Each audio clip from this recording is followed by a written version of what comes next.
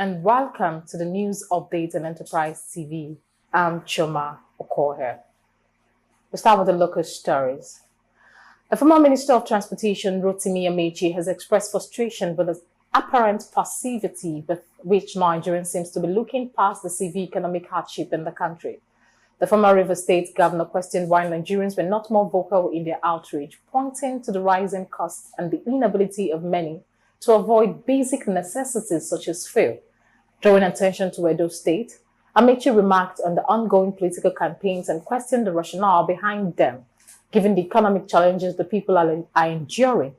He emphasized that Nigerians should rise and send a clear message, not through violence, but by withholding their participation in elections until their needs are prioritized. In a biting comment on the country's declining economic situation, Amaechi said Nigerians has resorted to trekking despite his clear frustration with the current state of affairs. He stopped short of declaring a political stance, concluding, and I quote, "I am not interested in politics. I will discuss politics at the right time," end quote.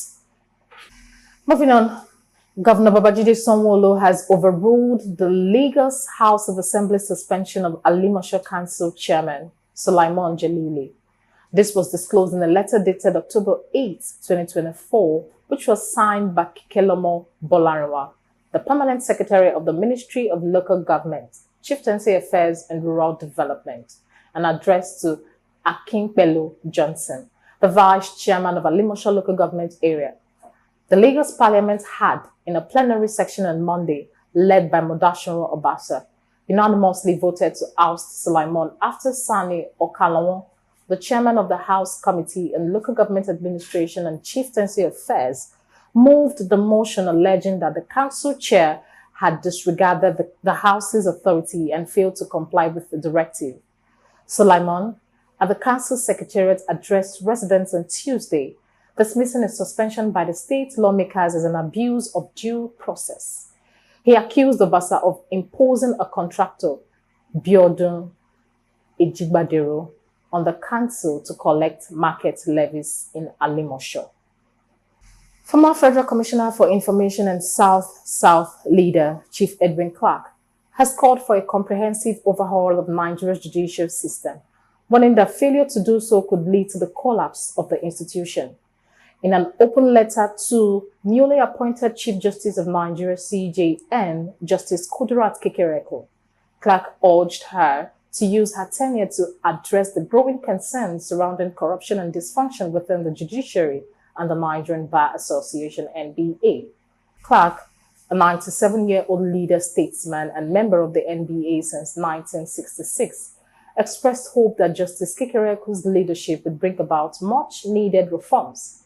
He lamented that previous attempts to revamp the judiciary, including efforts by former CJN Justice Dahiru Mustapha, were left unfinished. In foreign news, a Turkish Airlines plane heading to Istanbul made an emergency landing in New York after the captain died on board. The plane took off from Seattle on Wednesday, but was forced to divert after Için Pelavian, a 59-year-old pilot, fainted. Yaya Utsun, Turkish Airlines spokesperson, said the crew gave the pilot an emergency treatment on board and tried to revive him but failed. The spokesperson noted that the pilot had worked at the airline since 2007 and had no known health problems. Uston added that the captain also passed a medical test earlier this year, noting that no health problem was detected that would have prevented him from working. And that's all we have for you on the news update at this hour. Many thanks for watching. I'm Choma Okohe.